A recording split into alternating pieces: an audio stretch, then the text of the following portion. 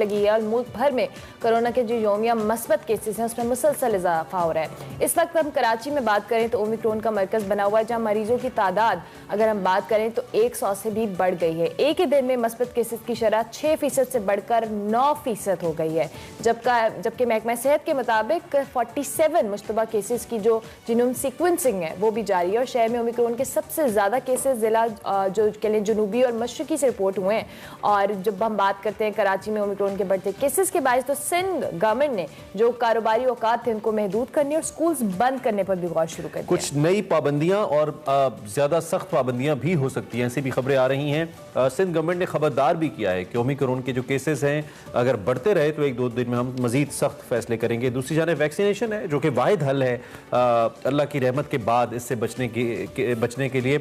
उसकी शरह मुल्क में इस वक्त बहुत कम है और अब तक सिर्फ 40% अहल जो आबादी है उसने कोरोना वैक्सीन लगवाई है। लाहौर में भी, ये कराची की हम बात करते हैं, लाहौर में भी ओमिक्रॉन के मजीद केसेस सामने आए हैं और 39 अब तक उनकी तादाद हो चुकी है। पंजाब में जो केसेस की तादाद है वो 151 है और इस सारी सूरत हाल के बायस जो खैबर पख्तूनख्वा है वहाँ पे हेल्थ इमरजेंसी में 3 माह की तौसी कर दी गई है। डॉक्टर नौशीन हामिद साहिबा हमारे साथ मौजूद हैं, वफाकी पार्लिमानी सेक्रेटरी से, उनसे साहिबा बहुत शुक्रिया कि कोविड के हवाले से आपने हमें इस सिचुएशन पर ज्वाइन किया। ओमिक्रॉन के केसेस के हवाले से हम बात कर रहे हैं। पिछले कई अरसे से हुकूमत भी बार बार खबरदार कर रही थी कि ये 5वीं लहर हो सकती है और वही हुआ जिसका खदशा जाहिर किया जा रहा था। केसेस बढ़ रहे हैं, कराची में बहुत ज़्यादा केसेस हैं, क्या अब स्ट्रैटेजी होगी और जो लेटेस्ट अपडेट्स हैं आपके पास केसेस के हवाले से अगर आप हमारे साथ शेयर कर पाए तो?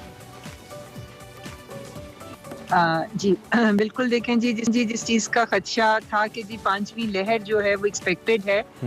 वो अब बिल्कुल हम उसमें एंटर हो चुके हुए हैं। गो के हुकूमती पॉलिसीज़ कुछ इस तरह की रही कि हम इसको डिले करने में कामयाब हो गए थे कि दुनिया के तकरीबन 100 ममालिक में ये हमसे पहले मौजूद थी, मगर अब चूंकि ये पाकिस्तान में भी मौजूद है तो इसके देखिए ये एक ओमिक्रॉन वेरिएंट को डायग्नोज करने के लिए एक स्पेसिफिक टेस्ट चाहिए होता है जिसे जीनोम सीक्वेंसिंग कहते हैं और वो टेस्ट इस वक्त सिर्फ बड़े शहरों में इस्लामाबाद, कराची और लाहौर में, तो हम सिर्फ वहाँ के केसेस का पता कर सकते हैं। मगर डेफिनेटली ये हमें बहुत अच्छी तरह से आइडिया है कि इस वक्त जो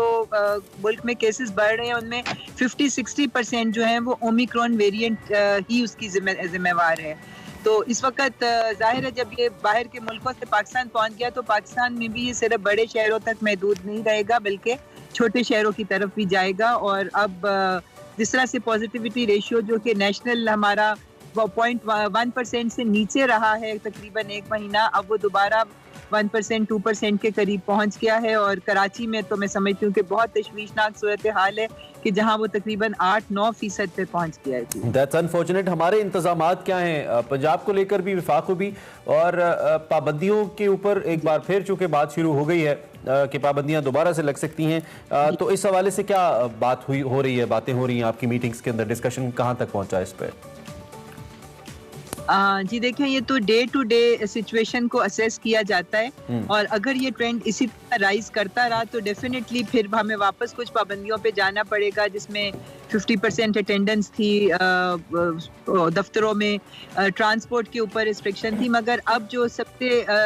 फोकस सबसे ज्यादा हुकूमत का जिस पे है वो वैक्सीनेशन है कि इस वक्त हम जल्द जो है वो अपनी जो 70% एलिजिबल पॉपुलेशन है उसको वैक्सीनेट कर लें, क्योंकि किसी भी वबा को कंट्रोल करने के लिए 70% पॉपुलेशन जो है वो जब तक वैक्सीनेट नहीं होगी हम किसी बड़ी वेव से बच नहीं सकते हैं। डॉक्टर साहब, आपने अभी खुद भी मेंशन किया कि वैक्सीनेशन आपका टारगेट है, लेकिन स्टिल कराची में जिस रफ्तार से केसेस बढ़े और यही कहा जा रहा था हुकूमत की जानिब से भी कि अगला जो टारगेट या अगली जो हिटलिस्ट हो सकती है इस वेरिएंट की वो लाहौर हो सकता है, तो लाहौर के हवाले से हमें एडवांस में क्या हुकूमत स्ट्रैटेजी बना रही है कि स्पेसिफिकली लाहौर या पंजाब की हम बात करें तो यहाँ पे इन केसेस को बढ़ने से रोका जा सके या प्रिवेंट किया जा सके?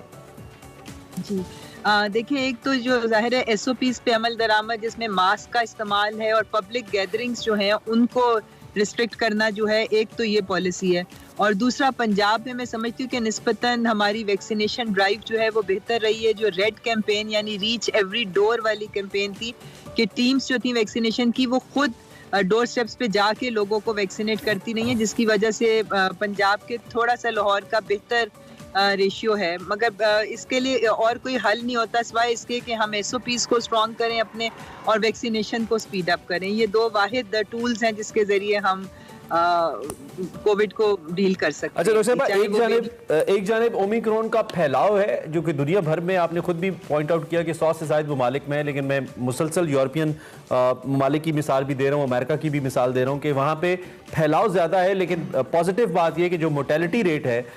उसमें उस हद तक इजाफा नहीं हुआ है, मतलब उतना ये डेथ कॉज नहीं कर रहा है इतना, ये एक अच्छी बात भी है। इन दोनों सूरत हाल को देखते हुए, इन दोनों एंगल्स को देखते हुए, क्या हम थोड़ा सा मुतमईन है, I mean government of Pakistan थोड़ा सा कंफर्टेबल पोजीशन में है इसको फेस करने के लिए?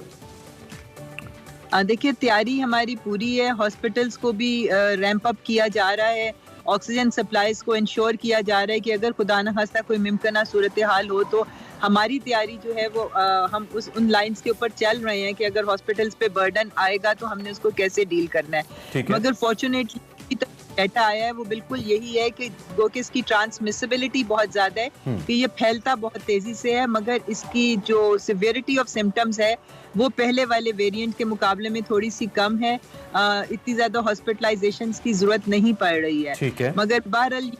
मुदाफियत पे डिपेंड करता है पर्सन टू पर्सन। हमारे मुल्क में मैलन्यूट्रिशन भी बहुत है, लोगों की रेजिस्टेंस उतनी स्ट्रांग नहीं है यूरोपियन ममालिक जैसी, इसलिए हमें हर किसी